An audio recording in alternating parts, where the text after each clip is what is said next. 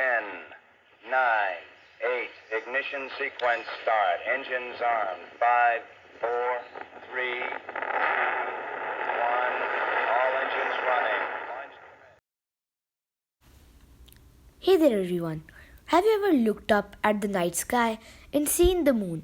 Then wondered where it came from and how it ended up near our earth and shining in our night sky?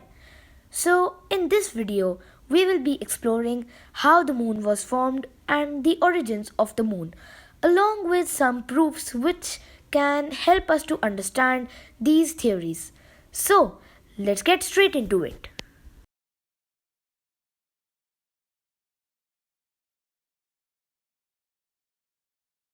Now, you might not believe it, but the moon is very, very ancient.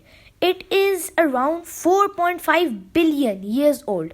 That is 45 with 8 zeros.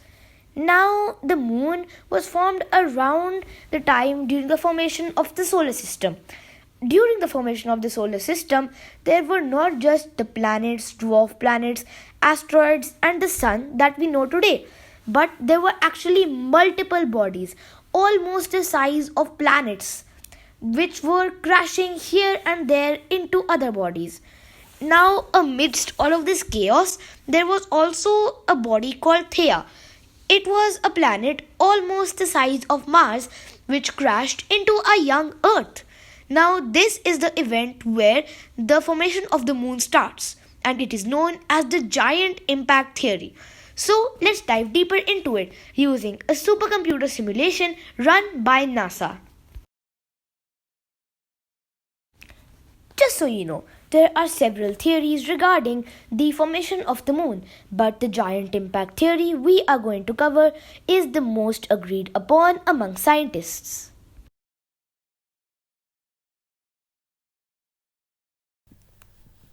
Okay, so now we are here on the YouTube website in order to see the simulation which NASA had run in order to find out how the moon was formed.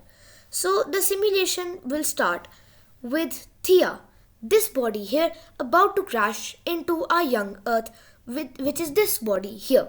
So let's run the simulation.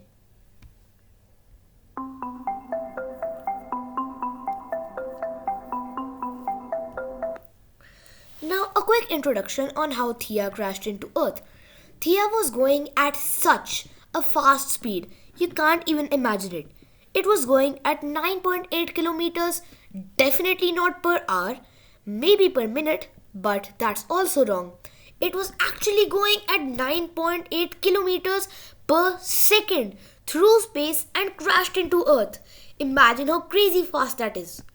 Now, due to this speed, there was so much heat generated at the impact that all the rock in the earth and Theia melted and turned into this orange stuff you can see, which is molten rock, or the common term we use, which is lava or magma, along with gas. Now, due to this speed, the lava created will also spew out far into space. Now, let's see what will happen next.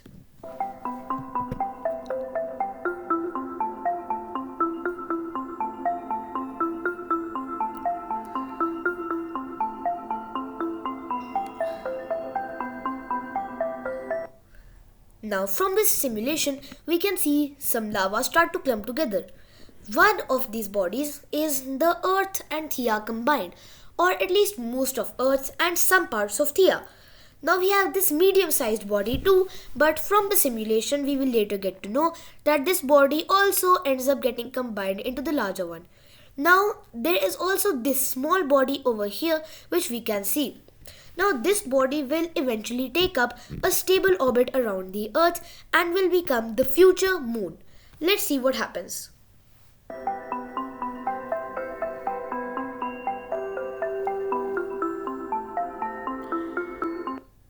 So, as expected, we can see the medium-sized body has combined back into Earth.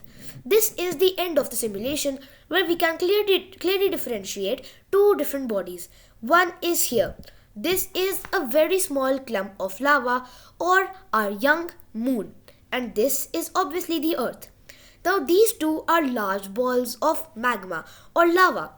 Now, as we know, this magma or lava will later solidify into hard rock, forming the Earth we know today and our white moon. So, this is how the moon was formed. And a fun fact, from the simulation, we actually get to know that this entire process didn't happen in thousands or millions of years like other cosmic processes, but might have happened just in a matter of hours. Obviously, the solidification of the lava into rock would have taken much more time, but the formation of these two bodies could have happened in just a few hours. So, this is the supercomputer simulation which NASA had run.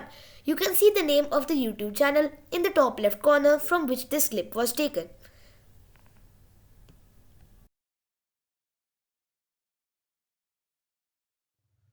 Okay, so now we need to find out some proofs for the giant impact theory. As we had seen in the simulation, the moon was basically formed out of the earth, and the molten rocks which were on the earth formed the moon. So that means that the properties of the rocks on the earth and moon should be similar if the giant impact theory is true. And we do have proofs for that. But do we actually have moon rocks on earth? Well, yes. Remember the Apollo missions, the first humans to ever land on the moon? Well, obviously there were multiple. So the astronauts brought back several moon rocks, which we studied and carbon dated. By carbon dating them, we found out the age of the rocks, which was one proof for the giant impact theory. The second proof was that the elements found in Earth's rocks and moon rocks are somewhat similar. Some of the key elements which are common in Earth and moon rocks are oxygen, silicon, aluminium, iron, calcium, magnesium, and titanium. These are some of the biggest proofs we have for the giant impact theory.